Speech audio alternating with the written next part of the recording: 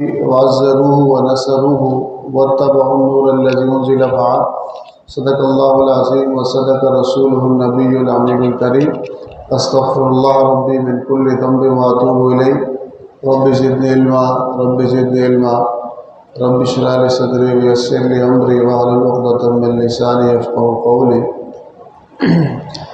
آج انشاءاللہ تعالی درس سیرت کا پہلی مجلس ہے۔ جیسے سیرت کا مطلب ہوتا ہے طریقہ کار، انداز۔ لغوی طور پر سیرت کا مطلب ہوتا ہے طریقہ، انداز، اسٹائل، لیکن جب خاص طور پر سیرت مصطفیٰ صلی اللہ علیہ وسلم کہا جائے تو اس سے مراد آپ صلی اللہ علیہ وسلم کی بائیوگرافی، یعنی آپ صلی اللہ علیہ وسلم کی حالات زندگی، آپ صلی اللہ علیہ وسلم کے بچپن سے لے کر اس دنیا سے رخصت ہونے تک کے جملہ احوال کو کیا کہا جاتا ہے؟ سیرت کہا جاتا ہے۔ حضور کی ولادت سے لے کر رسول اللہ صلی اللہ علیہ وسلم کی وفات تک کے جملہ واقعات جو ہوتے ہیں ان کو کیا کہا جاتا ہے؟ سیرت کہا جاتا ہے۔ وہ کیوں ضروری ہے؟ اس وجہ سے ضروری ہے کہ رسول اللہ صلی اللہ علیہ وسلم آخری نبی ہیں، پیغام لے کر وہی آئے ہیں۔ قرآن کی عملی تشریح ہے۔ قرآن کی کیا ہے؟ حضرت سیدہ عائشہ صدیقہ رضی اللہ تعالی عنہا سے جب پوچھا گیا کہ رسول اللہ صلی اللہ علیہ وسلم کا اخلاق کیسا تھا، کردار کیسا تھا، تو آپ نے جواب دیا کان خلقہ قرآن، حضور کا اخلاق قرآن تھا۔ قرآن میں جو اخلاق کی باتیں آئی ہیں، اچھے اخلاق کی، اچھے کردار کی، اچھے صفات کی، رسول اللہ صلی اللہ علیہ وسلم اس کا عملی نمونہ تھے۔ عملی کیا تھے؟ نمونہ تھے۔ آپ صلی اللہ علیہ وسلم کی ذات مبارکہ سے ان جملہ اچھی صفات، اچھی عادات، اچھے اخلاق کا اظہار ہوتا تھا۔ کیا ہوتا تھا؟ اور رسول اللہ صلی اللہ علیہ وسلم کی ذات مبارکہ سے جو اعمال سرزد ہوئے، آپ صلی اللہ علیہ وسلم کی ذات مبارکہ نے جو کام کیے اس سے بیسٹ کا کوئی امکان نہیں۔ حضور صلی اللہ علیہ وسلم نے جو بھی عمل کیا ہے، کردار کے اعتبار سے، عادت کے اعتبار سے، اخلاق کے اعتبار سے، وہ اپنے حساب سے بیسٹ ہے۔ اس سے اوپر کا کوئی تصور نہیں۔ حضور صلی اللہ علیہ وسلم کا چلنا پھرنا، حضور کی عادتیں مبارکہ، آپ صلی اللہ علیہ وسلم کا کردار مبارک، آپ صلی اللہ علیہ وسلم کا ظاہری حسن، حضور صلی اللہ علیہ وسلم کا باطنی حسن، وہ سب ایسا ہے کہ اس پر جب تحقیق کی گئی تو علماء کہتے ہیں کہ اس سے بیسٹ ممکن ہی نہیں تھا۔ ایک ہوتا ہے نا گڈ، بیٹر، اچھا۔ گڈ کا مطلب ہوتا ہے اچھا، مطلب اس سے اوپر بھی کوئی اچھا ہو سکتا ہے، بہت سارے اچھے ہو سکتے ہیں۔ بیٹر کا مطلب ہوتا ہے اچھا ہے اس کے مقابلے میں، ہو سکتا ہے دوسرے کے مقابلے میں اچھا نہ ہو، لیکن بیسٹ جو ہوتا ہے یہ سپرلیٹو ڈگری ہوتی ہے کسی بھی ایڈجیکٹو کی، صفت کی، کہ اس کے بعد کچھ ہوتا ہی نہیں ہے۔ بیسٹ کے بعد کچھ، عربی میں اس میں تفضیل کہتے ہیں۔ کیا کہتے ہیں؟ اس میں تفضیل کہتے ہیں، لیکن انگریزی میں ایڈجیکٹو کی ڈگریاں کہتے ہیں، درجے کہتے ہیں، کہ ایک کام اچھا ہوتا ہے اور ایک کام کسی کے مقابلے میں اچھا ہوتا ہے اور ایک کام سب سے اچھا ہوتا ہے۔ ایک کام جس طرح آپ کہتے ہیں اللہ اکبر۔ اللہ اکبر کیا ہے؟ اس کا مطلب ہے کہ اللہ سب سے بڑا ہے۔ اس سے اکبر سے اوپر کوئی لفظ نہیں ہے، کوئی صیغہ عربی میں نہیں آتا۔ تو اس طرح حضور صلی اللہ علیہ وسلم کی جو سیرت ہے، آپ صلی اللہ علیہ وسلم کا جو کردار ہے، وہ ہمارے لیے اس وجہ سے اہم ہے کہ رب کریم قرآن مجید میں ارشاد فرماتا ہے لَقَدْ كَانَ لَكُمْ فِي رَسُولِ اللَّهِ أُسْوَةٌ حَسَنَةٌ لِمَنْ كَانَ يَرْجُو اللَّهَ وَالْيَوْمَ الْآخِرَ وَذَكَرَ اللَّهَ كَثِيرًا۔ تحقیق کہ آپ صلی اللہ علیہ وسلم کی زندگی، آپ صلی اللہ علیہ وسلم مومنین کے لیے، آپ صلی اللہ علیہ وسلم ان لوگوں کے لیے جو آخرت پر ایمان رکھتے ہیں اور ذکر اللہ کی کثرت کرتے ہیں، آپ صلی اللہ علیہ وسلم کی زندگی ان کے لیے بہترین اور اچھا اور خوبصورت نمونہ ہے۔ اسوۃ حسنہ نمونہ ہے، ایگزامپل ہے، کیا ہے؟ مثال ہے۔ ان کو دیکھ کر آپ سیکھتے ہیں۔ اسوۃ حسنہ کا لغوی مطلب ہے کہ ما یتعصی بہ الحزین۔ ایک لغوی اس کا لٹرل مین ہے کہ اسوہ کا مطلب عربی میں کیا کہتے ہیں کہ غم زدہ جس کے پاس جائے اس کے غم دور ہو جائے، اس کے غم کیا ہو جائے؟ دکھ والا اس بندے کے پاس جائے، اس ذات کے پاس جائے تو اس کے دکھ کیا ہو جائے؟ دور ہو جائے۔ عربی میں اس کو اسوہ کہتے ہیں۔ کیا کہتے ہیں؟ اور آپ صلی اللہ علیہ وسلم کی ذات مبارکہ صرف اسوہ نہیں ہے، اسوہ حسنہ ہے، خوبصورت نمونہ ہے۔ کیا ہے؟ یہ کہہ رہا کون ہے؟ اللہ. کیا کہہ رہا ہے؟ یعنی حضور کی ذات مبارکہ، آپ صلی اللہ علیہ وسلم کی سیرت، حضور کی آداب، حضور کے اطوار، آپ صلی اللہ علیہ وسلم کی مانوی جو حسن ہے یا کردار، یہ صرف اسوہ ہی نہیں ہے، آپ کے لیے ایک رول ماڈل ہی نہیں ہے، بلکہ بیسٹ رول ماڈل ہے. کیا ہے؟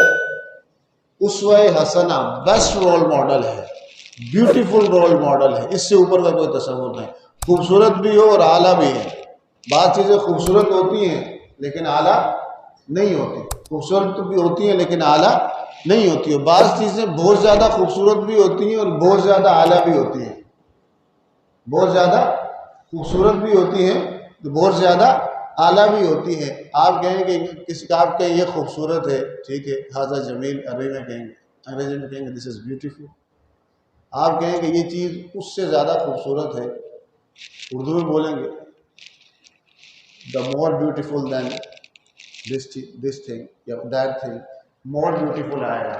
بہت زیادہ خوبصورت ہے کہ اس کا کوئی، اس کے مقابلے میں کوئی ہے ہی نہیں، اس کو کہتے ہیں دا موسٹ بیوٹیفل. تو آپ صلی اللہ علیہ وسلم کی جو سیرت اور کردار ہے وہ صرف رول ماڈل ہی نہیں ہے، the best role model, the best role model, the most beautiful role model ہے، نمونہ ہے. اس سے بہتر کا امکان ہی نہیں ہے، اس سے بہتر ہو ہی نہیں سکتا، اس سے بہتر ہو ہی نہیں سکتا.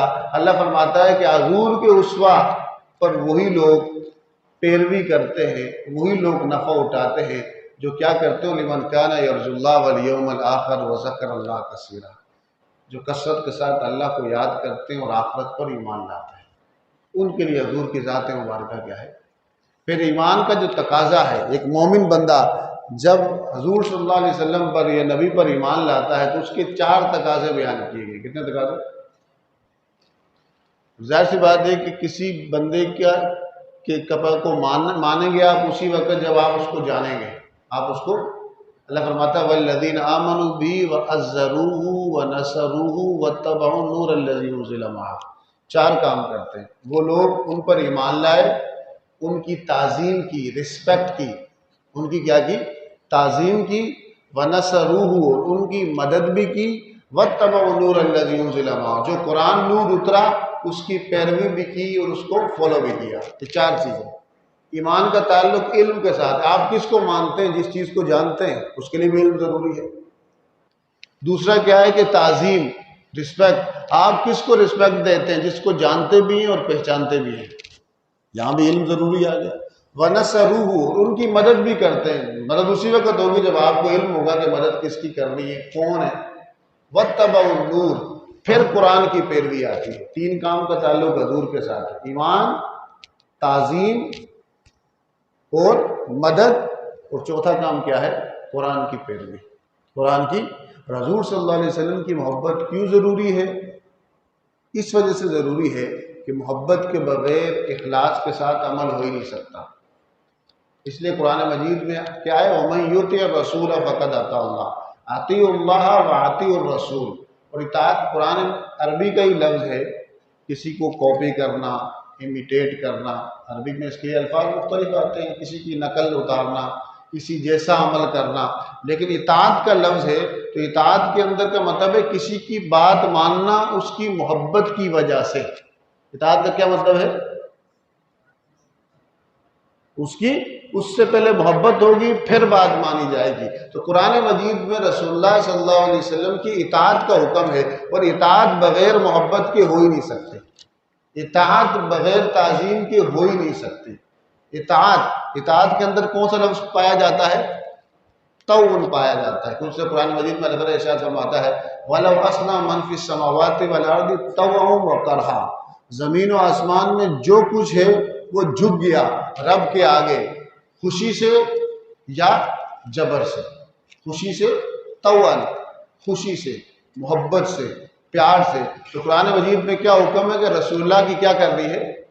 اطاعت کرنی ہے. کیا کرنی ہے؟ کیا کرنی ہے؟ اطاعت کا لفظ ہے، اطاعت کرنی ہے. اور اطاعت کا مطلب ہے کسی کی بات ماننا، کسی کے کام، کسی کے حکم کو ماننا. لیکن کس کے ساتھ؟ آپ اپنے جہاں کام کرتے ہیں تو اپنے بوس کا یا اپنے بڑے کی بات مانتے ہیں، تو لازمی نہیں کہ آپ جس کی بات مان رہے ہیں اس سے آپ کو محبت بھی ہو. اس کی آپ تعظیم بھی کرتے ہیں، بعض اوقات جبر ہوتا ہے، بعض اوقات مجبوری ہوتی ہے، لیکن کیا کہا جا رہا ہے کہ ایمان والوں کو حکم دیا جا رہا ہے کہ نبی کی اطاعت کرنی ہے، نبی کی بات ماننی ہے، نبی کا کہنا ماننا ہے، نبی کو رول ماڈل بنانا ہے، نبی کو فالو کرنا ہے، لیکن کس کے ساتھ؟ محبت کے ساتھ۔ کس کے ساتھ؟ محبت کے ساتھ، تعظیم کے ساتھ، عزت کے ساتھ، تب وہ اطاعت فائدہ دے گی۔ محبت، تعظیم، عزت بغیر پہچانے ہوتی ہے؟ نہیں ہوتی۔ اور محبت، تعظیم، عزت کب ہوتی ہے؟ جب جس سے محبت کی جائے اس کی فضیلت، عظمت، اونچی شان، بلند مقام پتہ ہو، بلند مقام پتہ ہو۔ تو اسی وجہ قرآن مجید میں آپ صلی اللہ علیہ وسلم کے اخلاق کے بارے میں کہا گیا اِنَّكَ لَعَلَىٰ خُلُقٍ عَظِيمٍ، آپ عظیم اخلاق پر فائز ہیں۔ آپ کیا ہیں؟ اور حضور کے اخلاق کے بارے میں کہا گیا کہ مومنین، ایمان والوں کے لیے آپ اسوہ حسنہ ہیں۔ اسوہ، آپ کیا ہیں؟ اسوہ حسنہ ہے۔ اور آپ صلی اللہ علیہ وسلم کی پوری عمر کی اللہ تعالیٰ قسم کھاتا ہے لَعَمْرُكَ إِنَّهُمْ لَفِي سَكْرَتِهِمْ يَعْمَهُونَ، اللہ فرماتا ہے آپ کے پورے عمر کی قسم، آپ کی پوری زندگی کی کیا اللہ کیا کہہ رہا ہے؟ قسم کھا رہا ہے۔ آپ صلی اللہ علیہ وسلم کی ذات مبارکہ کے ساتھ محبت اور تعظیم کا تعلق اس وجہ سے ضروری ہے کہ اس کے بغیر ایمان مکمل ہی نہیں ہوتا، اس کے بغیر ایمان مکمل ہی۔ اور تعظیم کے اسی وقت پیدا ہوگی جب آپ صلی اللہ علیہ وسلم کے فضائل، حضور کی اونچی شان، حضور کا اعلیٰ کردار، آپ صلی اللہ علیہ وسلم کے شمائل، حضور کا ظاہری حسن، حضور کا باطنی حسن، حضور کے کردار کا حسن، حضور کو جو اللہ تعالیٰ نے خاص مقام دیا، خاص مرتبہ دیا، وہ جانیں، اس کو مانیں اور دل میں بسائیں، تب جا کے کیا پیدا ہوگا؟ اطاعت کا جذبہ محبت کے ساتھ پیدا ہوگا، بصورت دیگر پیدا۔ اس لیے قرآن مجید میں جا بجا اللہ تعالیٰ اپنے محبوب کی شان بیان کرتا ہے کہ وَمَا أَرْسَلْنَاكَ إِلَّا رَحْمَةً لِّلْعَالَمِينَ، آپ عالمین کے لیے کیا ہے؟ فَبِمَا رَحْمَةٍ مِّنَ اللَّهِ لِنتَ لَهُمْ، اللہ کی آپ پر رحمت ہے کہ آپ کا مزاج بڑا نرم ہے۔ آپ کا مزاج کیا ہے؟ آپ کا مزاج کیا ہے؟ نرم ہے۔ تو اللہ تعالیٰ کو مبشرا و نذیرا، کہ آپ کو خوشخبری دینے والا، ڈرانے والا اللہ تعالیٰ نے بنا کر بھیجا۔ اور اللہ تعالیٰ اپنے مختلف جو رسول اللہ صلی اللہ علیہ وسلم پر رب کے انعامات ہیں، اللہ تعالیٰ قرآن مجید میں اس کو کیا کرتا ہے؟ ذکر کرتا ہے۔ تو سیرت کیوں ضروری ہے؟ کہ تعلق کے لیے۔ اس کے لیے تعلق محبت کے لیے، تعلق جب سیرت کہا جائے تو اس میں حضور کے معجزات جو اللہ نے آپ کو عطا کی، حضور کی فضیلتیں، عظمتیں، حضور کا ظاہری حسن، حضور کے باطنی حسن، حضور کا کمالات، اللہ تعالیٰ نے جو آپ کو علم کا کمال دیا، جو ظاہری حسن کا کمال دیا، جو آپ صلی اللہ علیہ وسلم کو رب کریم نے معجزات عطا کیے، فضیلتیں عطا کی، عظمتیں عطا کی، کردار کا کمال دیا، ان سب کو کیا کرنا؟ جاننا۔ کیا کرنا؟ جب آپ جانیں گے، مانیں گے تو پہچانیں گے، پہچانیں گے تو پھر محبت کریں گے، جب محبت کریں گے تو پھر ان پر قربان ہونے کا دل۔ صحابہ کرام کیا کہا؟ اگر فدا کا امی و ابی، کوئی بھی بات کرنا ہو تو پہلا لفظ کیا ہوتا تھا؟ کہ حضور کو جانا تھا، مانا تھا، پہچانا تھا، محبت کی تھی، تو کوئی بھی بات ہوتی تھی کہتے تھے فدا کا امی و ابی، یا رسول اللہ ہمارے ماں باپ آپ پہ قربان ہوں، فدا کا آپ پر فدا ہوں، ابی و امی ہمارے ماں باپ آپ پر قربان ہوں۔ اس بارے میں آپ کیا کہتے ہیں؟ حضور ان سے پوچھتے کوئی سوال، تمہیں اس بارے میں پتہ ہے؟ تو آگے سے کیا جواب دیتے؟ واللہ ورسولہ عالم، اللہ اور اس کا رسول ہی بہتر جانتا ہے، اللہ اور اس کا رسول کیا جانتا ہے؟ بہتر جانتا ہے۔ تو تعلق محبت ضروری ہے۔ اس لیے علامہ اقبال نے کہا تھا کہ ہر کے عشق مصطفیٰ سامان اوس، ہر وہ بندہ کہ حضور کا عشق جس کا کیا ہے؟ سرمایہ ہے، بحر و بر در گوشہ دامان اوس، خشکی اور تری کی ہر چیز اس کی جھولی میں ہے، اس کی۔ علامہ اقبال کا ایک اور شعر بڑا مشہور ہے، نگاہ عشق و مستی میں وہی اول وہی آخر، وہی قرآن وہی فرقان، وہی یاسین وہی طٰہٰ۔ یہ تو بڑا مشہور ہے کہ محمد سے وفا تو نے تو ہم تیرے ہیں، یہ جہاں چیز ہے کیا لوح و قلم، مطلب پتہ ہے اس کا؟ اس کی تشریح اب نہیں جائیں گے، پتہ ہے مطلب دیکھ لینا، ہم نے تو اس کتاب کو پڑھنا ہے، دروس میں اس کتاب کو کیا کرنا ہے؟ کسی نہ کسی طرح ختم کرنا ہے۔ سیرت پر ہے، آپ صلی اللہ علیہ وسلم کے حالات زندگی پر ہے۔ ایک اور جگہ علامہ اقبال کہتا ہے بمصطفیٰ برساں خیش را کہ دین ہماؤس، اپنے آپ کو حضور کی بارگاہ تک پہنچا دے، اپنے آپ کو کیا کر، حضور کی بارگاہ تک پہنچا دے۔ اگر وہ نہ رسیدی تمام بولا بھی اگر وہاں نہیں پہنچا تو حضور کی بارگاہ میں محبت اور تعظیم کے ساتھ اگر تو نہیں پہنچا، محبت اور تعظیم کا تعلق تیرا قائم نہیں ہوا، تجھ میں اور ابو لہب میں کوئی فرق نہیں، تجھ میں اور ابو لہب میں کوئی فرق نہیں۔ اقبال نے اسی سیرت سے مسلمان ہٹے تو کہا کہ تاشعار مصطفیٰ از دست رفت، قوم را سرمایہ بقا از دست رفت۔ جب سے حضور صلی اللہ علیہ وسلم کی سیرت اور کردار امت کے ہاتھ سے گیا، امت زوال کا شکار ہو گئی، عروج بھی چلا گیا۔ کیا چلا گیا؟ جو عروج حاصل ہوا تھا، جو ترقی حاصل ہوئی تھی، کہا کہ جو امت کے ہاتھ سے جب کیا گیا، حضور کی سیرت گئی، شعار گیا، تو ہاتھ سے اللہ نے عروج بھی کیا کر لیا، چھین لیا۔ کیا کر لیا؟ چھین لیا۔ تو رسول اللہ صلی اللہ علیہ وسلم سے محبت کیا ہے؟ ضروری ہے۔ اور محبت کب آتی ہے؟ جب آپ صلی اللہ علیہ وسلم کے معجزات، فضیلتیں، عظمتیں، رفعتیں، اونچی شانیں جب ہمیں کیا ہوں، معلوم ہو۔ تو اعتکاف کے یہ دروس کا اس ٹائم کے جو درس ہوں گے تو اس کے اندر ہم آپ صلی اللہ علیہ وسلم کی جو حالات زندگی ہے اس کو مختصر انداز سے پڑھتے ہوئے آگے جائیں گے۔ شروع کریں۔ تو آپ صلی اللہ علیہ وسلم کی مولد کے بارے میں کہ حضور صلی اللہ علیہ وسلم کی یہ پورا ایک خاندانی شجرہ نسب عدنان تک ذکر کیا گیا ہے۔ اس سے آگے کیونکہ نسب جو ہے صحیح طرح محفوظ نہیں تھا، فرماتے کہ نبی جو نہ ہوا ابو القاسم محمد بن عبداللہ بن عبد المطلب بن ہاشم بن عبد مناف بن قصی بن کلاب بن مرہ بن کعب بن لوئی بن غالب بن فار بن مالک بن نضر بن کنانہ بن خزیمہ بن مدرکہ بن الیاس بن مدر بن نزار بن معاد بن عدنان۔ یہ حضور کے دادا جان جتنے اجداد گزرے ہیں ان کا تذکرہ ہے کہ حضور ابو القاسم ہیں۔ کیا ہے؟ حضور کا لقب کیا ہے، کنیت کیا ہے؟ ابو القاسم۔ نام کیا ہے؟ محمد۔ والد کا نام کیا ہے؟ عبداللہ۔ دادا جان کا نام کیا ہے؟ عبد المطلب۔ پردادا جان کا نام کیا ہے؟ ہاشم۔ اس سے آگے کے دادے کا نام کیا ہے؟ عبد مناف۔ اس سے آگے کا قصی، پھر کلاب، پورا شجرہ پڑا۔ اب قاسم کیوں کہا جاتا ہے؟ اس کی دو وجہ ہے۔ ایک تو حضور کے صاحبزادے کا نام قاسم تھا، اور دوسرا آپ صلی اللہ علیہ وسلم نے ارشاد فرمایا تھا کہ اللہ یوتی وانا قاسمون، اللہ مجھے عطا کرتا ہے، میں بانٹتا ہوں۔ اللہ مجھے کیا کرتا ہے؟ عطا کرتا ہے۔ اور قاسم کہتے ہیں بانٹنے والے کو۔ قاسم کس کو کہتے ہیں؟ بانٹنے والے کو۔ تو حضور فرماتے ہیں کہ اللہ مجھے عطا کرتا ہے اور میں کیا کرتا ہوں؟ بانٹتا ہوں۔ اور ایک روایت میں آپ صلی اللہ علیہ وسلم اپنا تعارف کراتے ہیں مختلف ناموں سے۔ حضور فرماتے ہیں انا محمد، میں کون ہوں؟ اور محمد کا مطلب ہے جس کی تعریف کی گئی ہو، جس کی کیا کی گئی ہو۔ دوسرا تعارف نام حضور فرمایا انا احمد، کثرت الاسماء تدل علی فضیلت کثیرہ، زیادہ اسماء حضور کے زیادہ نام ہیں، اور زیادہ نام اس بات پر دلالت کرتے ہیں کہ جس کے زیادہ نام ہیں اس کی شانیں بھی زیادہ ہیں، اس کی شانیں بھی زیادہ ہیں۔ حضور نے فرمایا میں محمد ہوں وانا احمد، اور حضور نے فرمایا میں احمد بھی ہوں۔ احمد کا مطلب ہے سب سے زیادہ تعریف کرنے والا، سب سے بڑا۔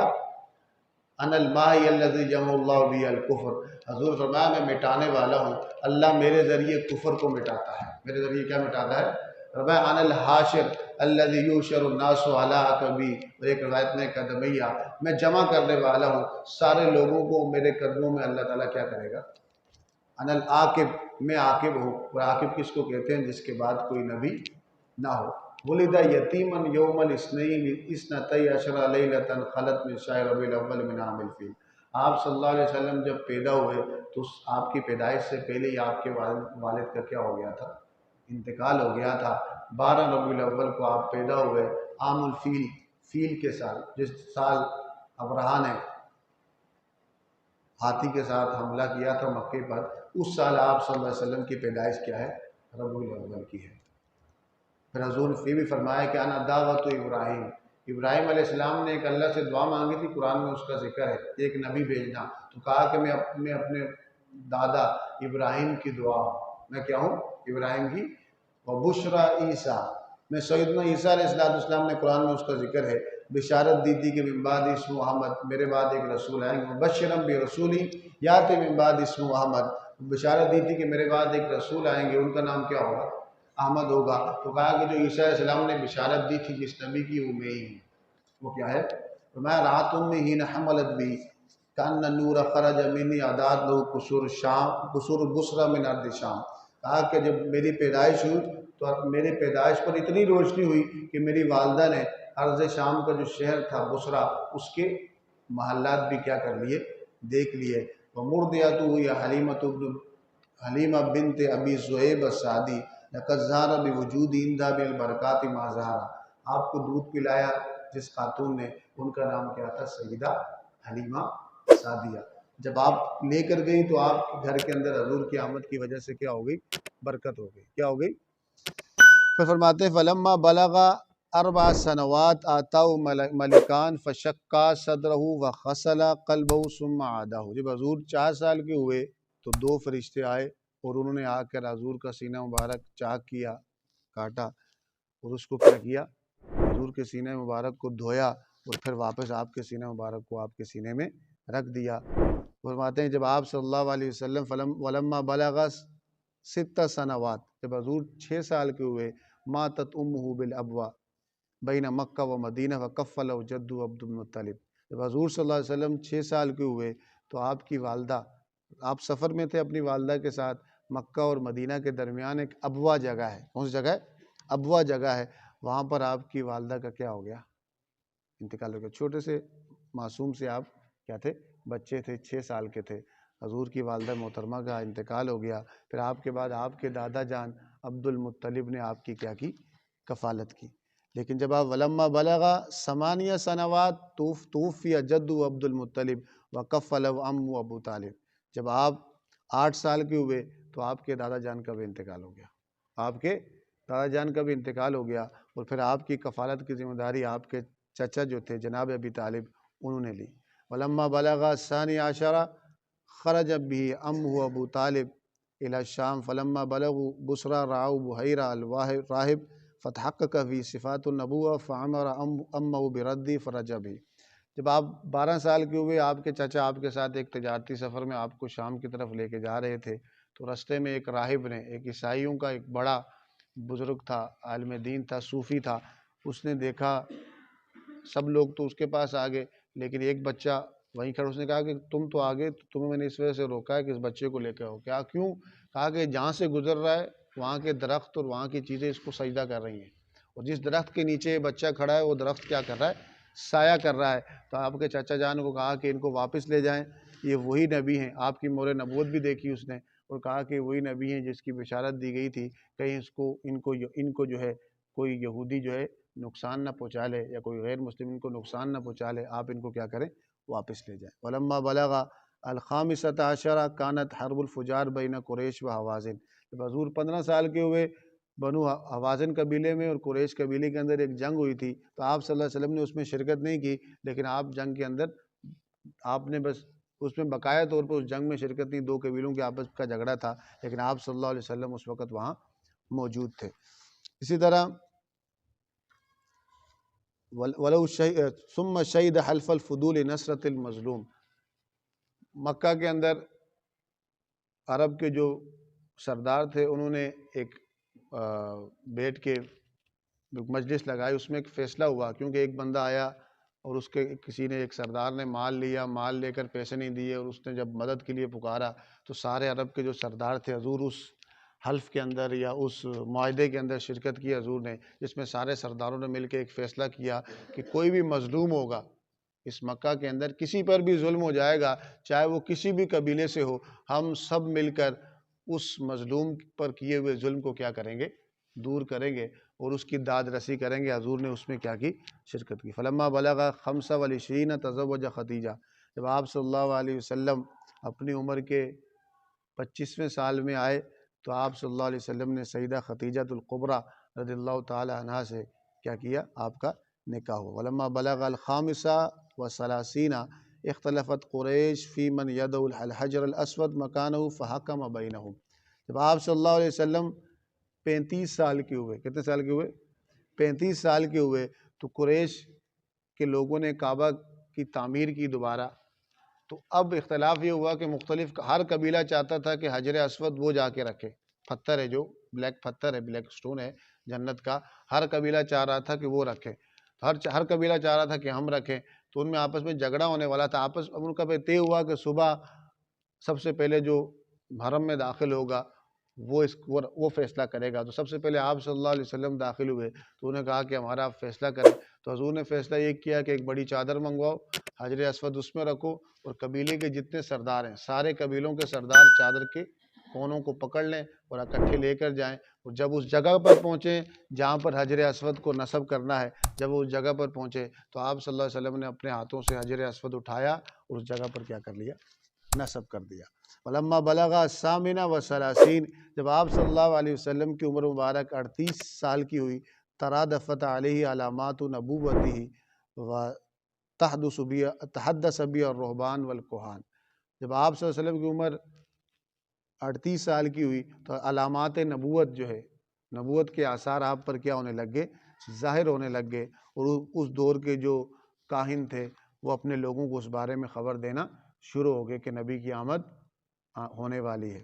ولما بلغ التاسع والثلاثین، جب آپ صلی اللہ علیہ وسلم 39 سال کے ہوئے، آپ کی عمر مبارک جب 39 سے 39 سال کی ہوئی، حبب الیہ الخلوۃ فکان یخلو بغار حراء شہر رمضان یتحنث فیہ، آپ صلی اللہ علیہ وسلم خلوت کو پسند کرنے لگے، آپ صلی اللہ علیہ وسلم غار حرا چلے جاتے اور وہاں کافی دن و رات وہاں جا کے کیا کرتے؟ عبادت کیا کرتے، غور و فکر کیا کرتے۔